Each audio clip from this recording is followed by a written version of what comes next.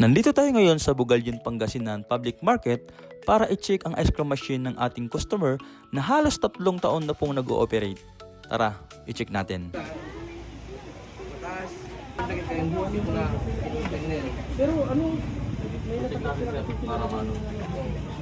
Pero maganda kasi dito sa. Ilang taon na to? Dalawa na? Mahigit dalawa?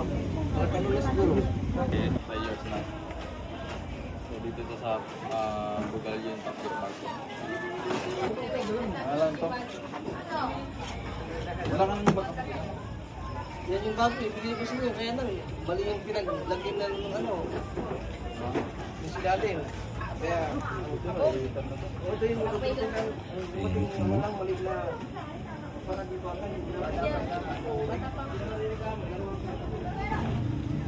Isa lang to, sir? para mo daw. Dalaw.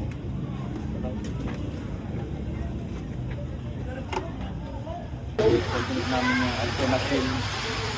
3 taon na itong ice cream machine na. So, yung check natin kung ano yung mga kailangan yung machine. Ito kailangan napalitan. Dapat mag-check. Pero ito kasi po din na. Ito lang yung madalas pinapalitan.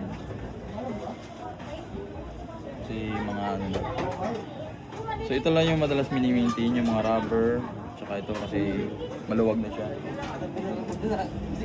Yung i-replace natin. So papalitan natin ng bago. Pero yung ice cream machine, sa loob ng 3 taon, good condition pa rin. Tinisting namin, walang problem, mga ano lang, lumuwag lang yung mga ibang spare parts tulad ng mga rubber, at saka yung belt. Pinalitan na rin namin kasi ito, maluwag na siya.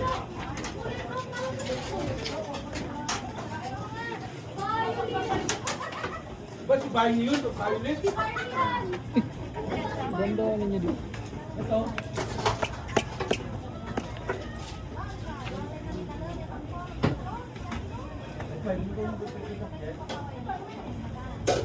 Diba hindi nga yung maliit? Wala maliit. Teacher, gumipat.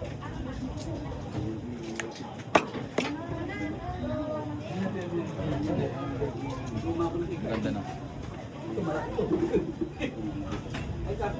Yun lang. So basic lang yung mga spare parts na kailangan palitan. Basta alaga lang yung machine, laging cleaning, laging chine-check kung may mga parts na maluwag para lalong tumagal yung machine. Okay na? Okay, tapos na po nating palitan yung kanyang spare parts. Talagang good condition pa rin yung kanyang ice cream machine, so pwede na po siya mag-operate mamaya.